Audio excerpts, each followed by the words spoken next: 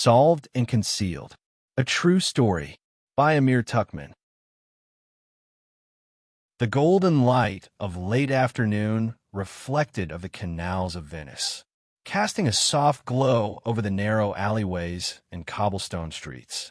The air was filled with the sound of gondoliers calling out to tourists, the steady hum of excited chatter, and the occasional clinking of glass from the many cafes lining the squares. Amir Tuchman had been drawn to the mysteries of the past for all his life. To him, Venice was not just another beautiful city. It was a place filled with history and a promise of discovery. However, this particular journey would unearth a mystery that would stay with him for the rest of his life. Amir had docked in Venice after a long voyage across the Mediterranean. He'd spent months on the open sea, studying the patterns of ancient navigation and observing celestial constellations. But now, he found himself wandering the winding streets of the city, eager to breathe in something different. His eyes scanned the windows of the little art shops and antique galleries that adorned the streets, drawn to their unique displays of Venetian glass, aged woodwork, and colorful paintings. He found himself gravitating toward a small, quaint shop near Piazza San Marco. The shop was dimly lit, the air thick with the smell of old books and wood polish. It was the kind of place where one might stumble upon relics from another age. Amir was about to leave, his mind preoccupied with the tasks ahead, when something caught his eye. Beneath a thick glass counter, there sat a peculiar object, a cube, metallic in nature, with strange symbols etched into its surfaces. It was a large die, unlike any dice Amir had ever encountered. Its size alone was curious. It was larger than the dice used in modern-day games, its faces too thick, too weighty for a typical object of play. But what truly caught Amir's attention was the arrangement of the marks, the dots that appeared on its surfaces. Standard dice, as Amir knew, had a specific rule. The opposite sides added up to 7. But this die was different. The marks on its faces were numbered 1, 3, 4, 5, 6, and 9. Numbers that made no sense in the context of any known dice system. Amir leaned closer, captivated by the enigma before him. The shopkeeper, an older man with a white beard, noticed his interest. "Ah, you have an eye for rare things," the man said with a slight smile. "That, my friend, is something truly special." Amir could hardly contain his excitement. "What is it?" he asked. "I've never seen anything like it." The shopkeeper's eyes flickered with something akin to caution, but his voice remained steady. "It is not for sale," he said. "It is an heirloom, passed down through my family for generations." He reached over the counter, unlocking the glass top, and handing the cube to Amir. The object was heavier than Amir had expected, the cool metal pressing into his palm as he turned it over, inspecting every detail. The first thing he noticed was how the two halves of the cube rotated independently. As Amir gently twisted one half in one direction and the other half in the opposite direction, the dots on the surfaces rearranged themselves. It was a mechanism, not just a static artifact. As Amir continued to spin the two halves, the dots' patterns continued to alter into an order. He couldn't quite make sense of it. It was as if the cube had a hidden story to tell.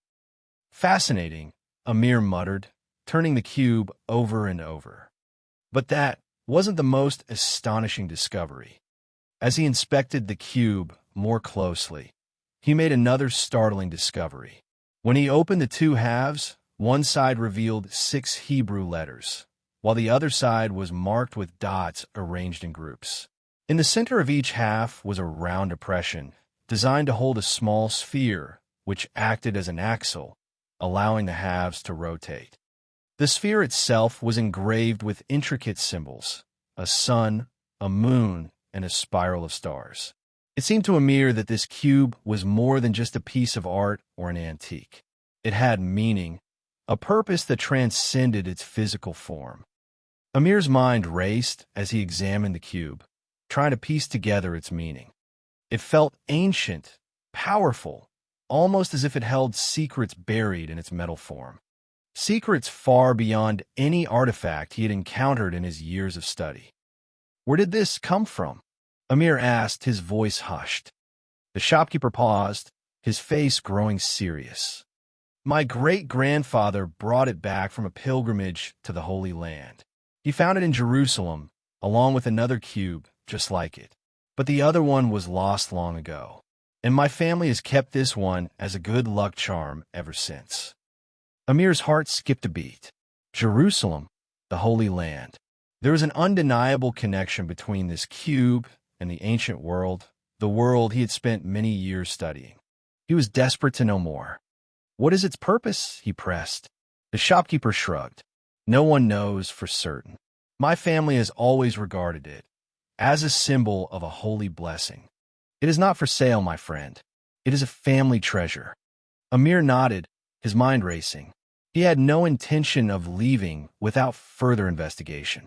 He couldn't, not after holding the cube in his hands. The Hebrew letters, the celestial symbols, the mysterious rotating halves.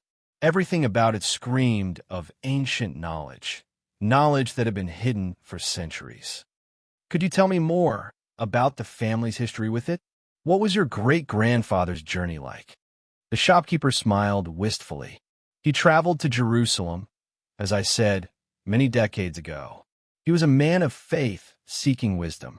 After he found this cube, he kept it close, believing it brought him good fortune. But the details of his discovery remain lost to time." Amir spent a few more moments in silence, his eyes never leaving the cube. The shopkeeper carefully placed it back under the glass case, locking it once more. Amir stepped out of the shop and continued towards St. Mark's Square, though his mind was no longer on the sights of Venice. His thoughts were consumed with the cube. What was it? What did the Hebrew letters mean? What role had it played in the ancient world? And why had it been hidden away, passed down through generations, kept under lock and key? He boarded his ship that evening, leaving Venice behind, but the mystery of the cube did not leave him. For the next several months, as he sailed around the world, Amir obsessed over the artifact, retracing its design in sketches, noting down every detail, trying to decipher its meaning.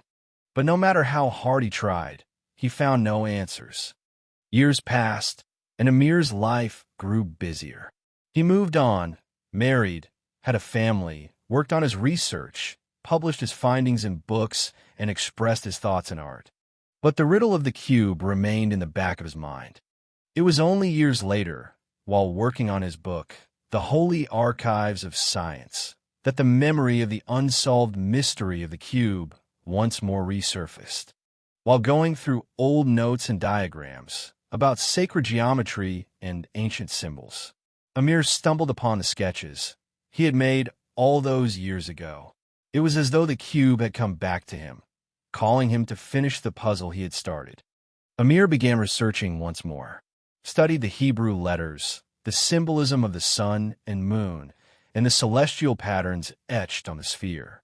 Slowly, he began to see a connection to ancient rituals, the sacred geometry that had once been practiced in the Temple of Jerusalem. It was clear that this cube held something far greater than mere artistic merit. It was a tool, a key to understanding the divine order of the universe. One evening, after hours of studying the cube's patterns and symbols, Amir had a breakthrough. The Hebrew letters, the celestial motifs, and the rotating halves of the cube all pointed toward a more profound cosmic truth, one that connected the finite to the infinite, the rational to the irrational, the beginning and the end. Amir felt a sense of relief, knowing he had uncovered the message, which was profound and contained timeless information about the mysterious principles of the cosmos and its maker. As Amir continued his research, he shared his findings with only a select few, and left behind a riddle for those who would follow in his footsteps. A compass, a chalice, and a flower. The heavens are spun by the divine power. The sun and the moon play the sacred tune. Rational and irrational are interlinked eternally. Infinite and finite are in perfect harmony. A beginning and end are in one's mind and hand.